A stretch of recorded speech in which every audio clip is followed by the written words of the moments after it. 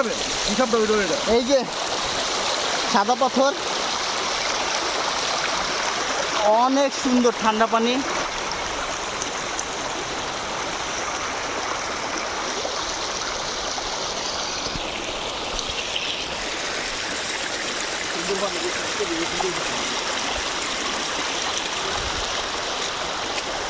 আসলে খুব সুন্দর জায়গা। এই যে ইন্ডিয়ার হচ্ছে ইন্ডিয়া থেকে আসতেছে, অনেক ঠান্ডা পানি, অনেক ঠান্ডা।